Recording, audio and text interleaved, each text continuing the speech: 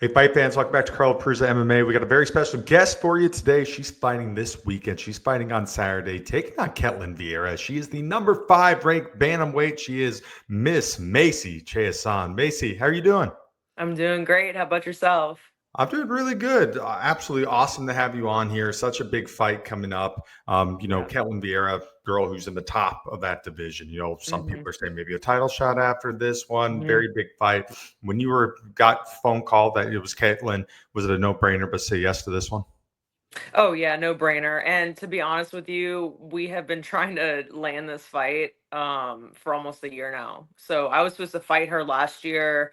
I think it was like mid-January or February. And then she actually had a meniscus tear injury, and that's when they put Panny in as a replacement. So I just feel like this fight has been like destiny for over a year now, and I'm just so darn excited to finally make it here.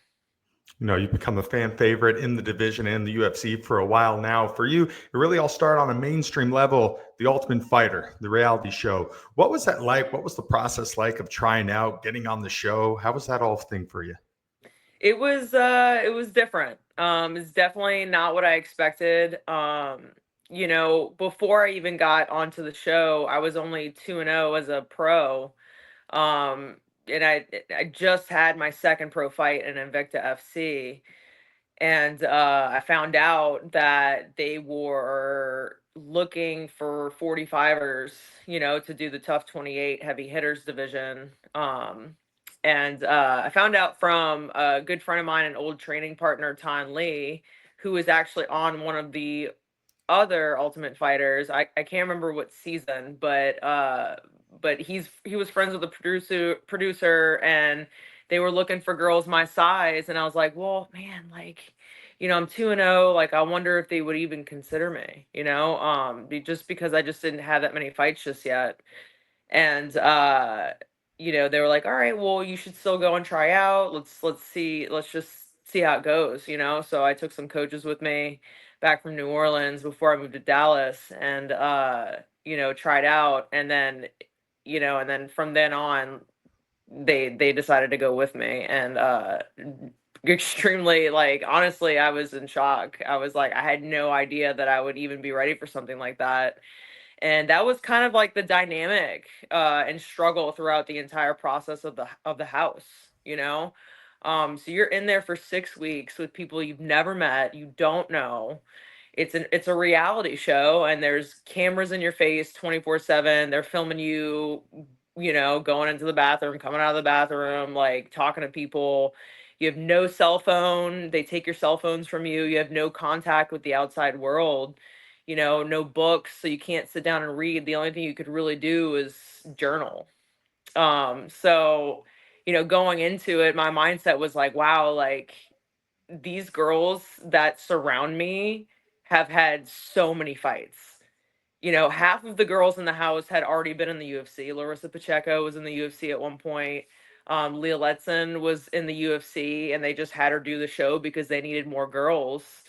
And I just kind of was in that mindset, this like inner dialogue of like, man, like, do I even deserve to be here? And that was a constant struggle for me, and I had to really overcome a lot of like inner demons during that show and tell myself, no, you can do it, like, you're here for a reason.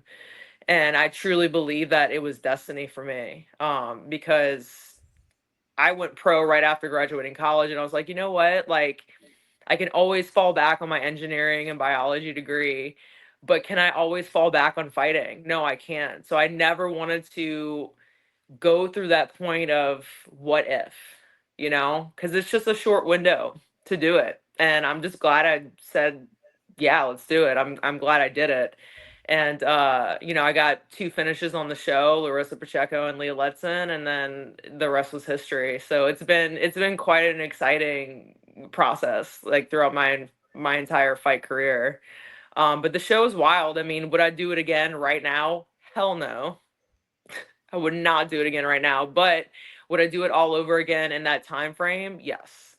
It was a great experience. I met a a lot of really wonderful people, and and it's brought me into the fighter and person that I am now, and I think it's a really really cool part of history and the UFC. Obviously, a big matchup in that season for you was Pandy Kazard, obviously in the final. You really showed off how well rounded you were in that contest, landing that choke in the second round. Walk me through that. What do you remember from the closing minutes of that fight? From the Ultimate Fighter finale, Yeah. I just remember being so heightened, like emotionally, and which is what I've worked on a lot now in my mature professional career. But I just remember being so heightened in the back. I was like, we were going through this rigorous warm up for like over an hour. And I'm like, now that I think back, I'm like, wow, that was so stupid.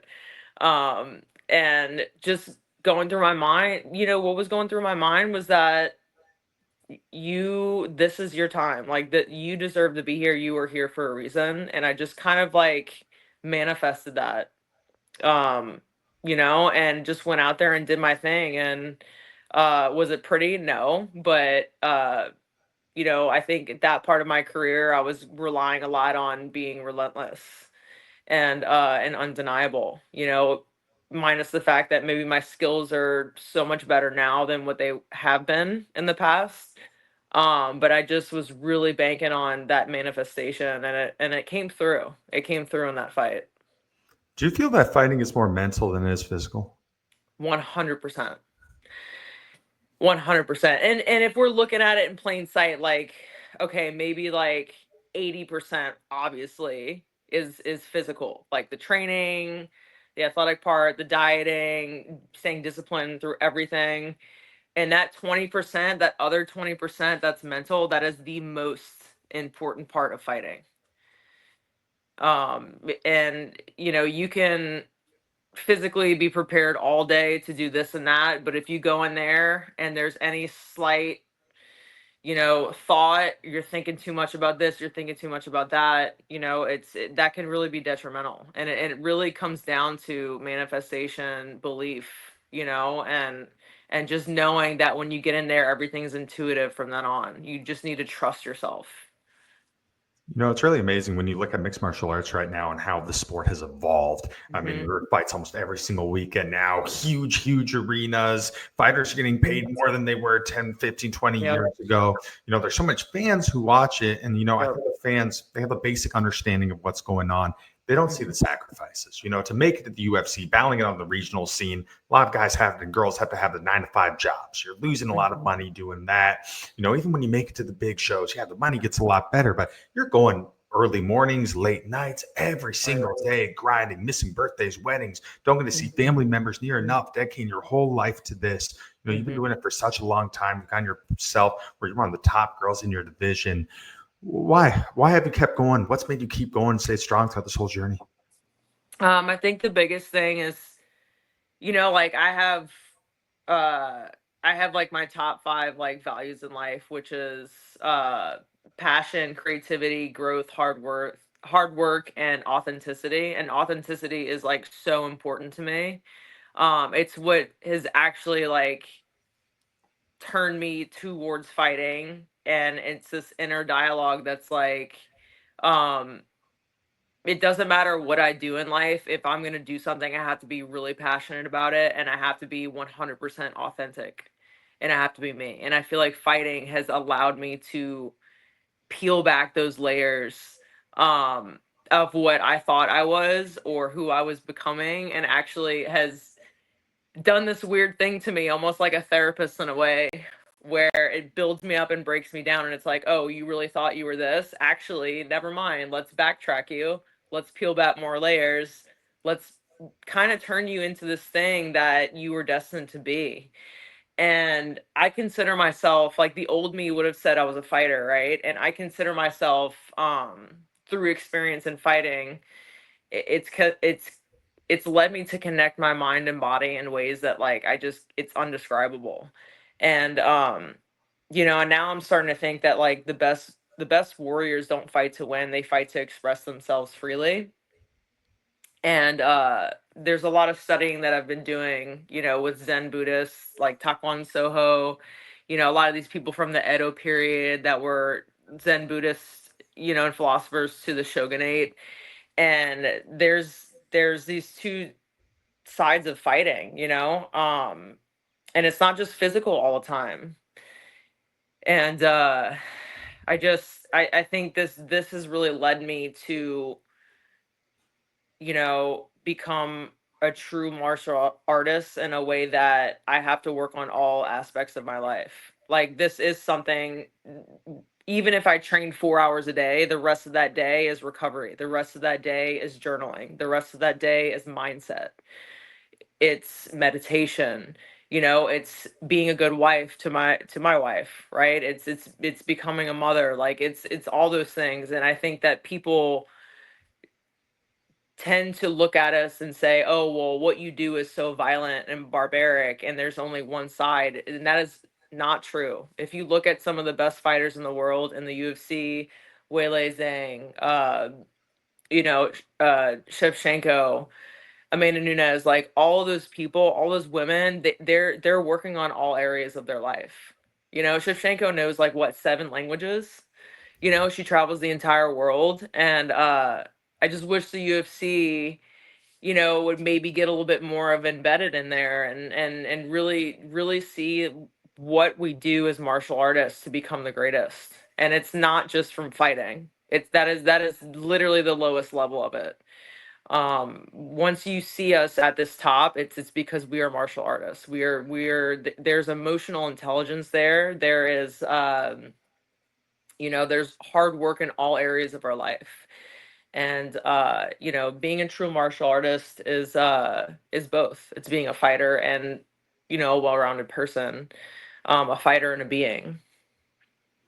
I think a lot of the fans, they look at fighters and they understand what they're doing. They understand that they're trying to train, trying to win fights, trying to make Hmm. more money, trying to get title shots and all that. Hmm. But to your point, they're not seeing this other side. They're not seeing the side of, people grinding day in and day out for Hmm. financial freedom, not have to Hmm. clock in at 9 o'clock and have to clock out at 5 o'clock. Live a life on your terms. Dictate how Right. you want to live.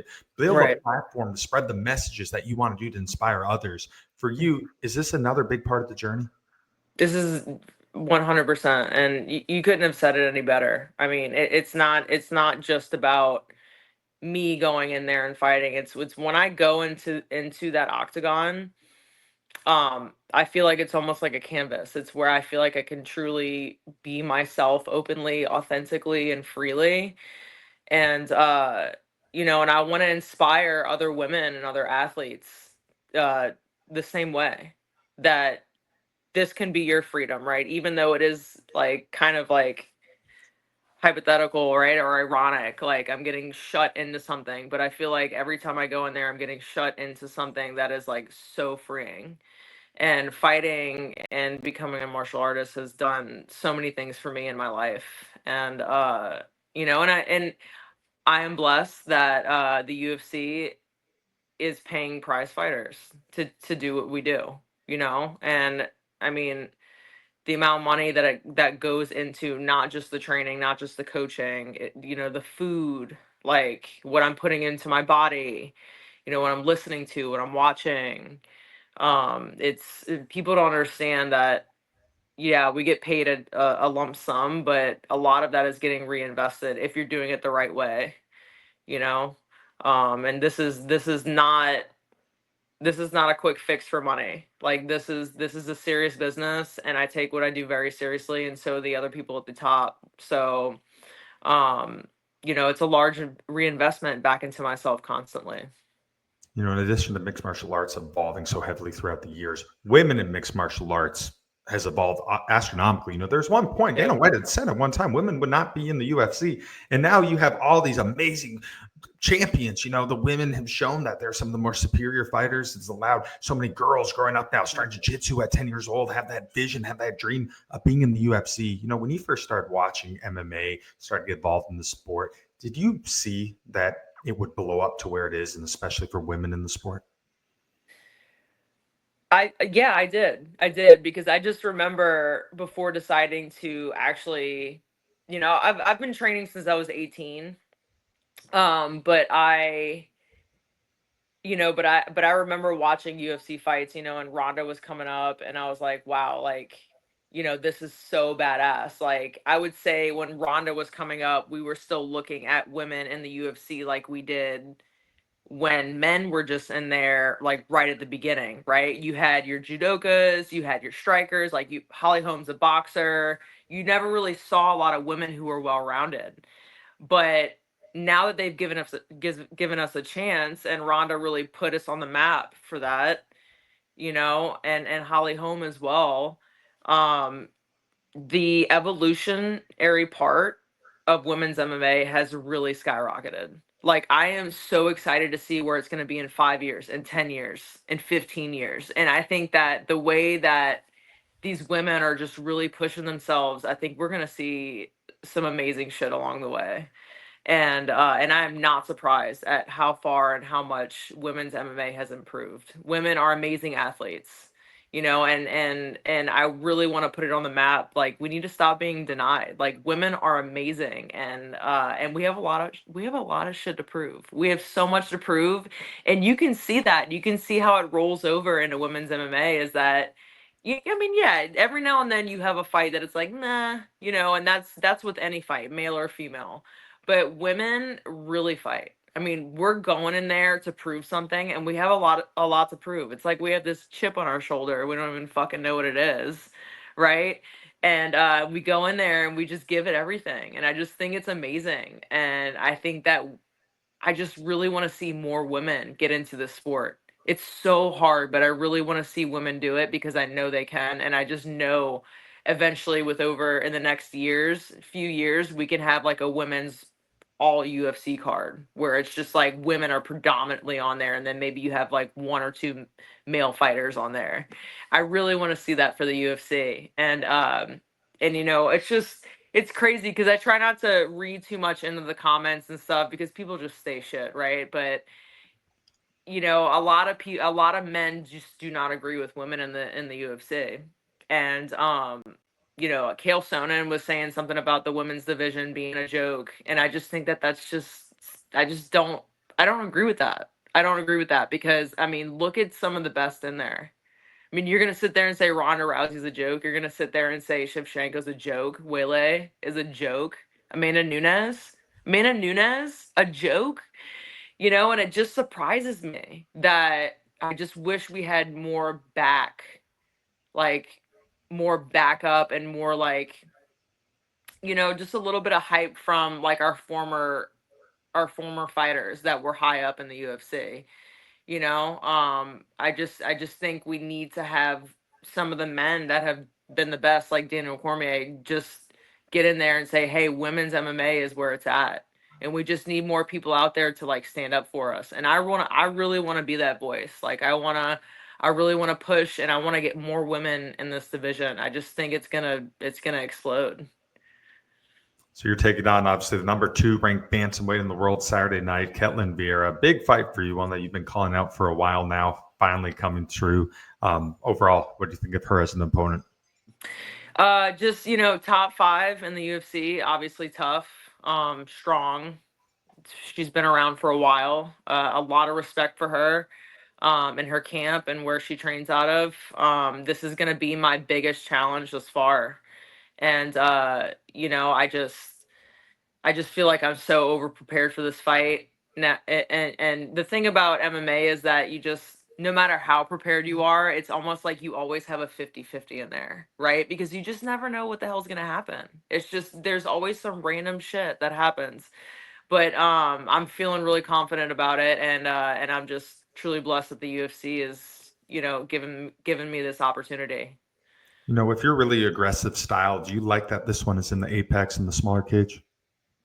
Yeah, the apex is nice. It kind of forces us to close distance a little bit more. I am more of a outside movement fighter, so I do love a large cage.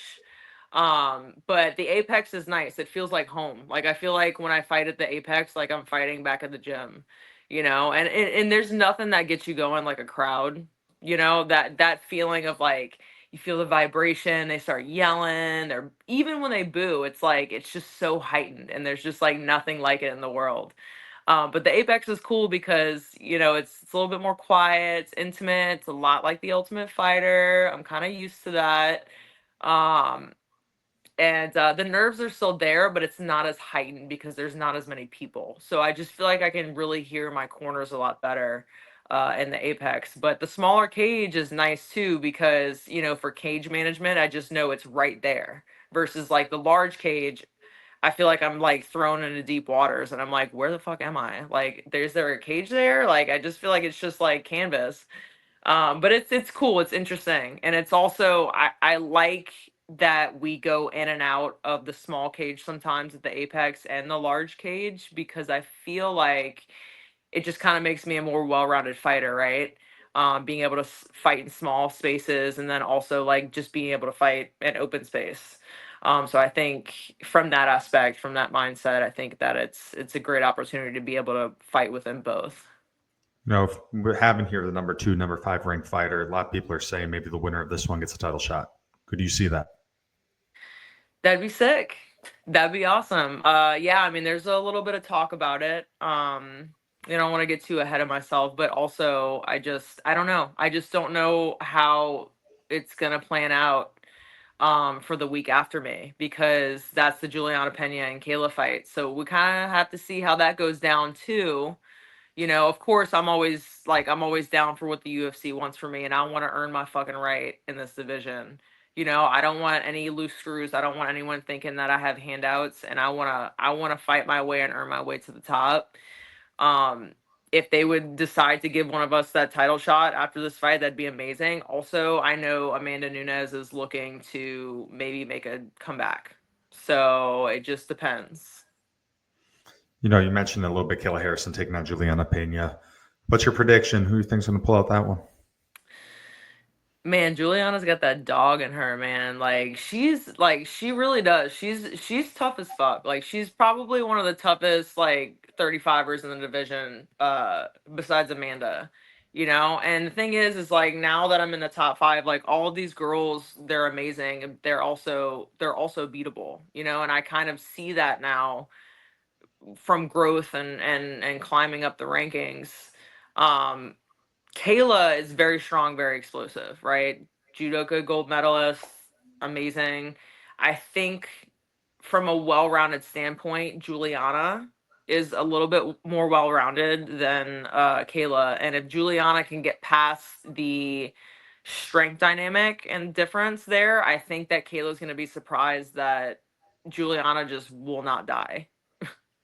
Like I was in Utah watching Raquel Pennington and Juliana fight for the title back in October, and I just remember Raquel hitting Juliana with this switch kick, and it just sounded like it was so loud, and I just all she was doing, she was just like stone cold. And these girls are tough. And this is the thing is like if you're not a well-rounded fighter, like, and you meet someone who's tough, the odds of that fight not going your way are very high. So it doesn't boil down to strength necessarily anymore. All these girls are tough and strong. It's just, do you know how to win? Do you have enough tools in your tool belt? Have you studied all facets of martial arts? So I just think if Juliana can stay locked in, I think that she can give Kayla the fight of her life that night. For you at this point in your career, what's the ultimate goal? The ultimate goal, obviously, is to do what I was gonna say I was gonna do by the time I turned 34, which was fight for a title, obviously win the title. And the biggest thing for me in my career is just becoming the most well-rounded person, human being, and fighter I can in this world. And I've always told myself that even when I started martial arts before I even considered fighting, that I wanted to be at least good or mediocre at everything, versus just being really good at one thing. And I just love learning. I love discovering new things about myself. And I just want to really inspire people to do the same because I just truly believe that if you work so hard and you love something so much, and you're authentic along the way and you're truly yourself, that you can be anything in life. Is it pretty amazing when you're now looking at Instagram, Facebook, and you have girls reaching out to you, being like, "Hey, you inspire me. I'm doing this. I'm trying to get to your point," and kind of seeing that you're having an impact now on the next generation of the sport. Yeah, that means so much to me. Like when I see stuff like that, it honestly it hits me in the heart, and I'll get a little teary eyed because it's just this is exactly what I want. I want women to know that they're strong and they're capable of doing anything, and that you don't have to be one way to be a fighter. It's not about being a fighter. It's about being true to yourself and being who you are, and just working on all those facets of martial arts, and being a woman, and whether that means that you're a feminine woman or more on the masculine side, it doesn't matter. Just be you, and this is the perfect sport to actually be you. You don't need to be scared about what anyone says or thinks. You're the one who's going in there, and you're the one who has a voice. So if you're watching this and you're a woman and you want to do MMA, I highly suggest you do it. You give it your all, and you'll make it to the top. I truly believe that if you do the right thing along the way and you try your hardest and you don't stop, you never stop, you will get your opportunity. The life of being a professional fighter. I mean, it's highs and lows. It's like a roller coaster. Great moments, very lonely moments. You've had a heck of a career so far. You haven't achieved your ultimate goal yet. You're at a place where you're very close to do. You ever kind of get caught up sometimes, look back and just look at the whole journey and be like, I'm literally at a point where 99% of the people who try to do this don't get this far. Yeah, I have to stop and look, and really, it my coach and I are always like, head down, eyes forward, like stop living in the past, but you have to look at what you've done and what you've accomplished along the way. You have to be able to give yourself that pat on the back, because this is a hard sport. There's so many times, after losses or like just failed attempts, or like where I get hit and I'm just like I don't know if I can do this. Like there's so many times I've wanted to walk away, and I'm just so happy I didn't. And that's the reason why there's only a small percentage of people that get to where they want to get in this sport, and it's because they don't walk away. And it takes a village. It takes the right amount of people. It takes the right people around you to help you. There was 2 years ago where I didn't think I was gonna come back after the Aldana fight. And my coach, and I told my coach, I was like, I want to move on to something else. I want to be done. And he just laughed at me and he said, "You're not done." And that was a real conversation. I came to him, I was vulnerable, I was like, "Coach, like I'm depressed," and I've been along the lines of severe depression during that time. Times where I thought suicide was my only way out. And I truly thought that. I really thought that it was either like I had to be this or I was going to kill myself. And I know that there's a lot of fighters in this world. There's a lot of people who are playing sports that struggle with that. And you have to look back sometimes and see how far you've come and have the right support system, and tell yourself that no matter what, like you deserve to live and you deserve to be here. And not everyone can do these hard things that you're doing, and that's why you're the 1%. And I just want to tell people you can do hard things. We are human beings and we are made to do hard things. And it's just about the right guidance and the right people around you. And I'm just happy that I was able to wake up another day, and today's another day. And it's not always going to be rainbows and butterflies. And it's okay to look back and give yourself a pat on the back and say, I've made it this far and I can keep going. Absolutely. All right, Macy, last question for you. In a perfect world, what is the outcome on May 31st when you return to the UFC Apex against Ketlen Vieira? In a perfect world, I've been working. Well, I don't want to like give away. Like I've been working everything. My thing is that I'm constantly working on every single thing in martial arts: the jujitsu, the wrestling, the striking, the boxing, the defense, the offense. Um, I would love, in a perfect world, I would love to get a submission. Um, but also I'm in this mindset now where I've just studied so much of the great Zen Buddhists that you can't think about outcomes. You just can't in the sport. And you can't in life, right? It's too much pressure. And so when I go in there, I 100% want to just leave it all into my intuition and having no mind, because no mind is the right mind. No mind means that I just let my body move freely. And I have prepared so well for this fight that I just truly believe that even if it was a fucking war, even if it was a war, I'll end up on top. Absolutely. Well, hey, Macy, thank you so much for taking the time out of your schedule. I know you have so many things going on right now, such a big fight coming up, but I really appreciate it and can't wait to watch you on Saturday. Thank you so much for having me. I really appreciate you letting me use my voice and tell the world. Absolutely. Well, that's it for us tonight. I'm Carl Prusa. She is Macy Chiasson. Watch her Saturday taking on Ketlen Vieira. Take care, fight fans.